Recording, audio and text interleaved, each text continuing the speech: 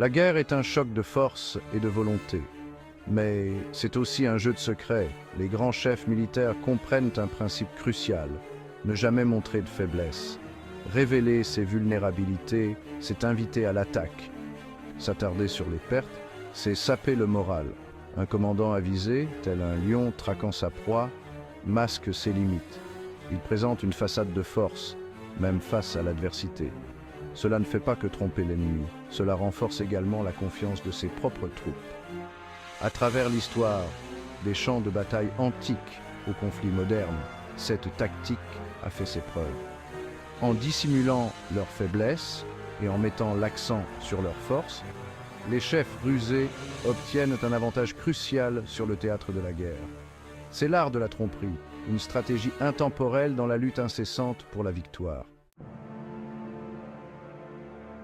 Les campagnes de Jules César en Gaule offrent un excellent exemple de dissimulation des vulnérabilités. Face à de féroces tribus gauloises, César savait que révéler la moindre faiblesse pouvait mener au désastre. Ses légions étaient en infériorité numérique, souvent épuisées par de longues marches.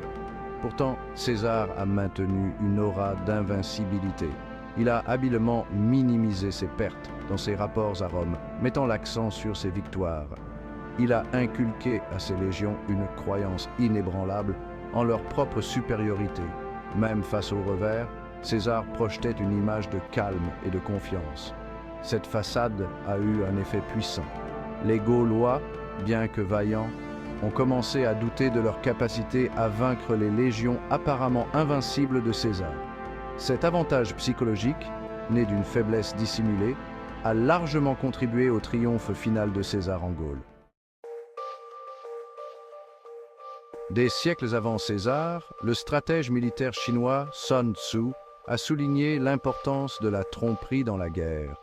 Dans son traité L'art de la guerre, il a déclaré « Toute guerre est basée sur la tromperie ». Sun Tzu pensait qu'induire l'ennemi en erreur sur vos intentions et vos capacités était primordial pour remporter la victoire. Il préconisait de créer des illusions de force là où la faiblesse existait et vice-versa. En feignant la retraite, un commandant habile pouvait attirer l'ennemi dans un piège. En paraissant désorganisé, il pouvait masquer ses véritables intentions. Les enseignements de Sun Tzu soulignent la pertinence intemporelle du contrôle de l'information dans la guerre. En manipulant la perception de la réalité par l'ennemi, un chef rusé peut prendre l'initiative et dicter les termes de l'engagement.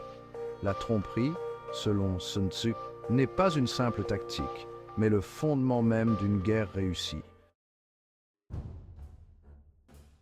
L'esprit bulldog de Churchill, Winston Churchill, Premier ministre britannique pendant la Seconde Guerre mondiale, a compris l'importance du moral sur le front intérieur. Face aux assauts incessants de l'Allemagne nazie, la Grande-Bretagne s'est retrouvée seule contre un ennemi apparemment invincible. Churchill, cependant, a refusé d'envisager la défaite. Il a rallié le peuple britannique avec ses discours vibrants, soulignant son courage et sa résilience. Il s'est concentré sur les victoires, aussi petites soient-elles, et a minimisé les revers. Il projetait une image de confiance inébranlable, même dans les heures les plus sombres de la guerre. Le leadership de Churchill, bien que n'étant pas sur le champ de bataille lui-même, s'est avéré crucial pour l'effort de guerre britannique. En maintenant le moral et en projetant une image de force, il a inspiré sa nation à résister et finalement à triompher de la tyrannie. Comment la force projetée façonne la victoire? Tout au long de l'histoire, la capacité à projeter l'invincibilité s'est avérée décisive dans la guerre. Des légions de César au discours de Churchill, le message est clair. Un avantage perçu peut être aussi puissant qu'un avantage matériel.